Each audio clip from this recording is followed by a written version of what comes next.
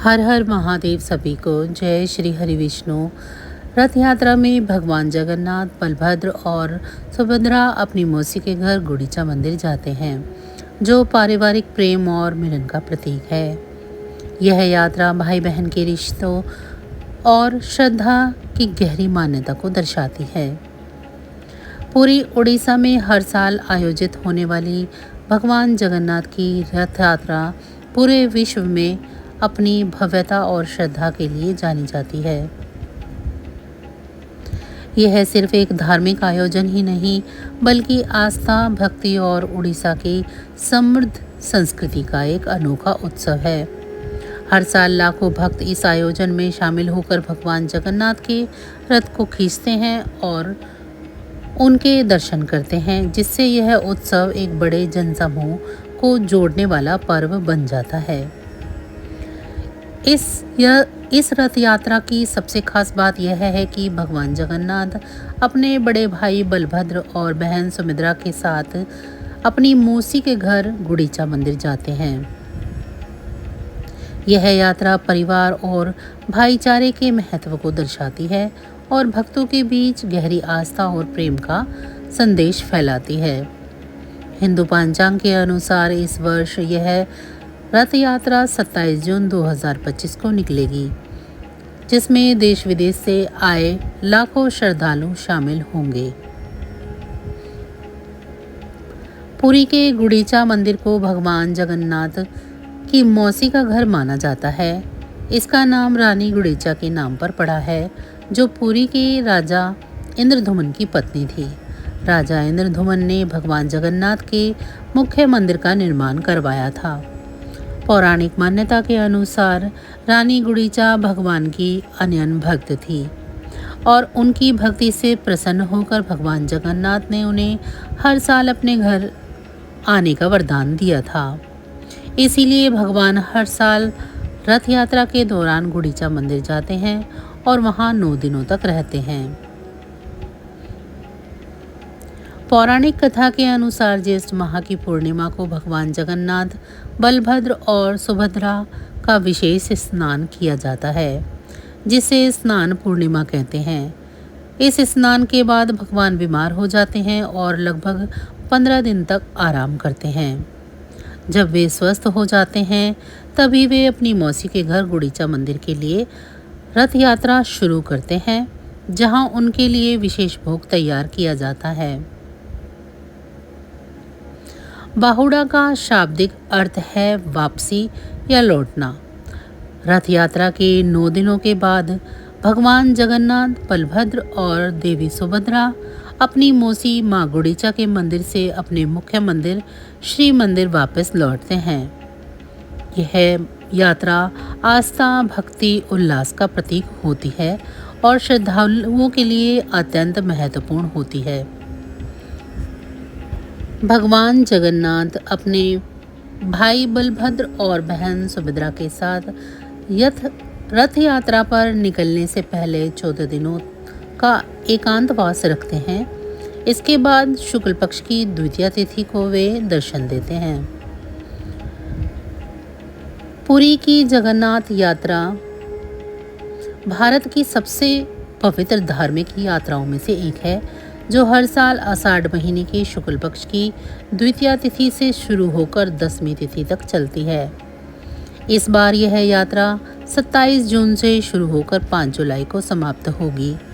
लोगों का मानना है कि इस यात्रा में शामिल होना और भगवान जगन्नाथ के दर्शन करने से जीवन के सभी दुख और परेशानियां दूर हो जाती हैं और मृत्यु के बाद मोक्ष की प्राप्ति होती है।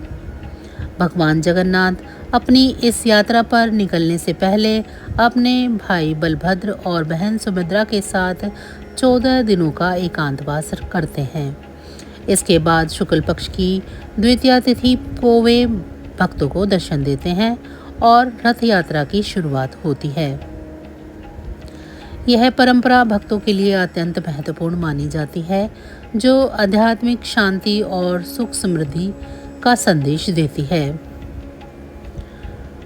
भगवान जगन्नाथ रथ यात्रा इस साल ज्येष्ठ पूर्णिमा के दिन यानी 11 जून से शुरू होगी।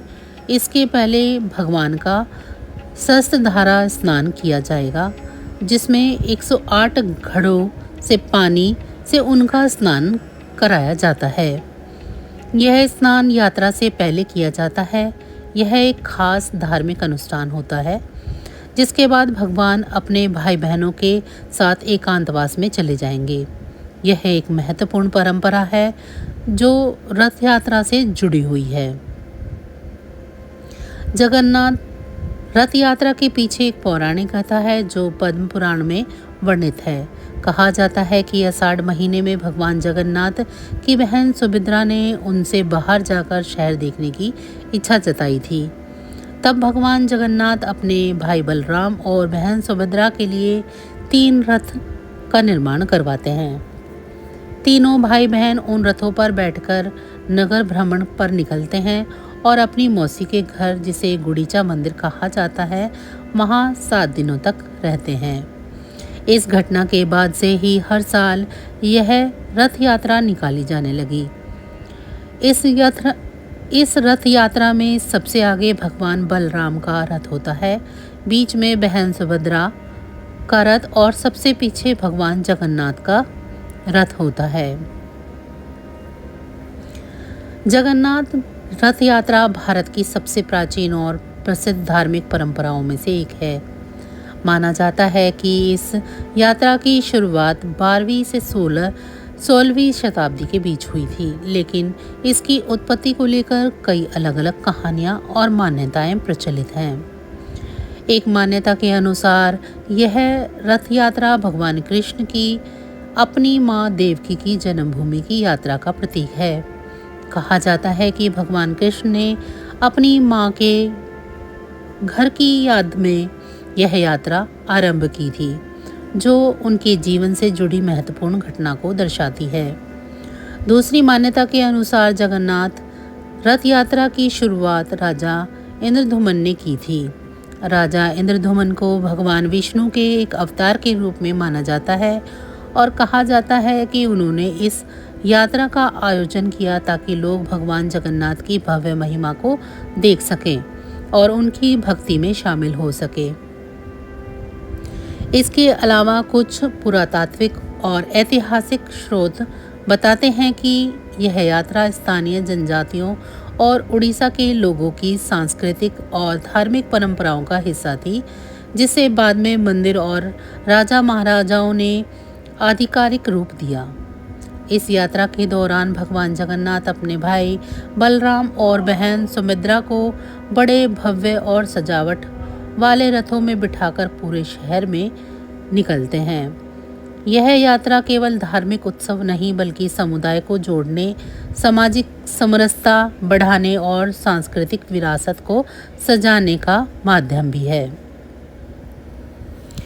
यात्रा के दौरान भक्तजन भगवान के रथों को अपने हाथों से खींचते हैं, जिससे यह विश्वास जुड़ा है कि ऐसा करने से उनके सभी पाप धुल जाते हैं और उन्हें जीवन में सुख शांति की प्राप्ति होती है।